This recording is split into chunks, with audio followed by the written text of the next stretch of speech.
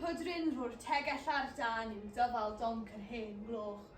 Ac wedi deffro, o'r diwedd, o ganol ei breuddwyd am deulu frenhinol a fi'n cydroddio hyd drwy'r nos hir y mwrwch maldodus, byddaw Lily Butt, trosor Mrs Bainon y butchwr, i rwy'r tegell a'r breifus yng nghegin fach Mrs Bainon, ac sefyllian o flaen glas siafo Mr Bainon uwch ben y sinc.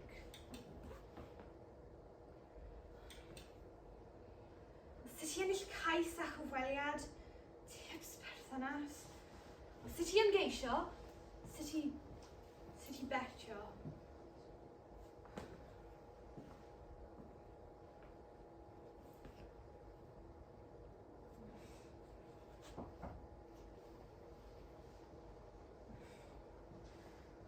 O, nawe! Ble ges ti'r gwall na? O, dar cwrcyn wrth gwrs. Rofen ôl te bach. Mae arfer fod arfanwyr gyda gwall brown. O, na byrm. Ble ges ti'r trwy na, Lily? Ei galed a dad i dwpsen, o mae ben eisiau lawr. O, na gonc. 5,000 coen i Ofcom.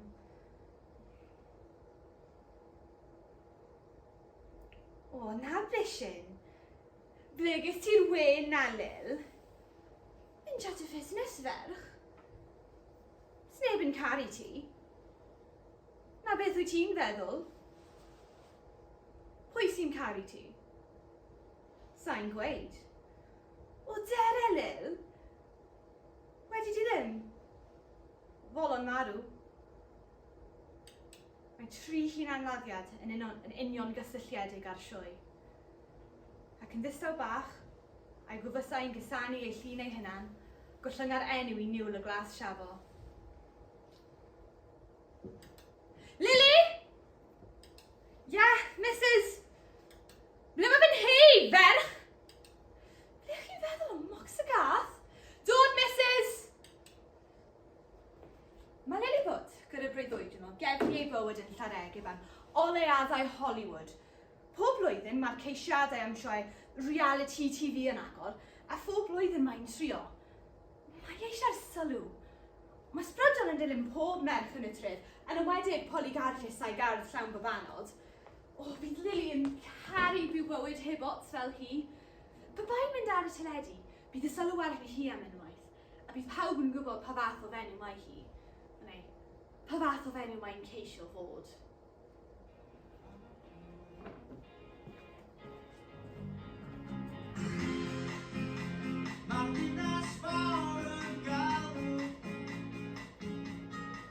Yn hun ysgol cyferbyn, mae Mrs Pugh yn codi.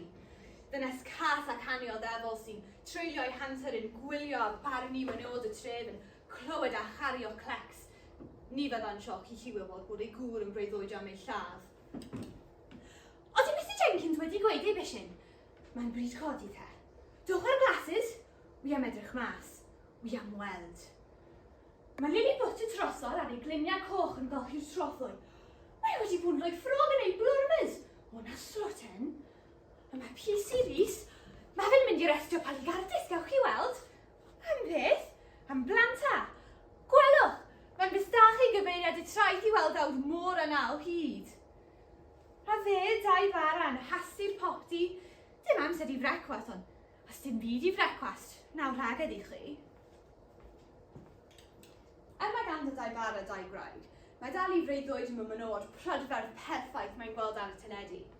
Mae'n ddefnyddio Mrs Gwyn am waith tŷ ac Mrs Dye am rhyw. Fi, Mrs Dye bara Gwyn, cap am fy mhen, siôl am fy ngwar, a dim byd yn fy nghanol. Mae'n neis bod yn gyffyrddus. Mae'n neis bod yn neis yn clymhercran ar y cobls i alw'r cymdoges. O, Mrs Sarah, allwch chi sbario torth cariad? Mae 2 bara wedi anghofio'r bara. Ond yw un fore lyflu. Siwrd bach cornyd chi heddiw? O, na gwd, ond tydde. Mae'n neis cael eistedd lawr. Ta, Mrs Sarah.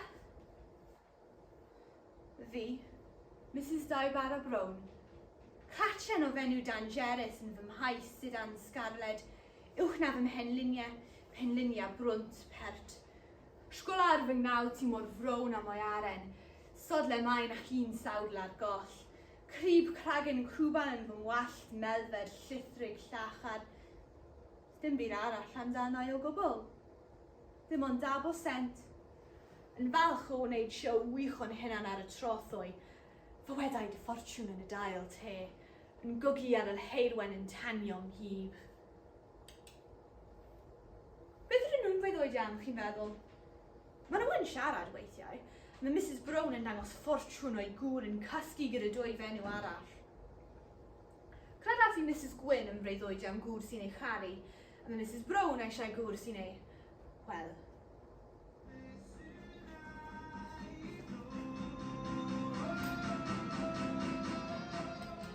Wedyn mae Polly Gardus, canol Clecs y Dref yn canu a siarad i'w babanod.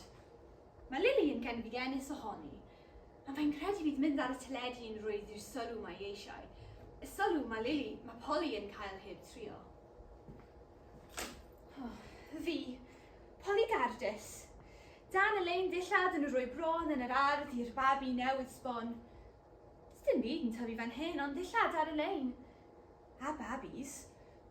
A ble mae tad yn yw'n byw cariad, draw dros y bryn yn bell bant.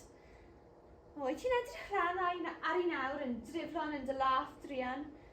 Wy'n gwybod beth ti'n weid fy ma chi. Bod ti ddim tamed gwella ddyle ti fod, Polly? A mae hwnna'n digon da i fi. O, ond yw bywyd yn ofnadwy. Diolch i ddiw.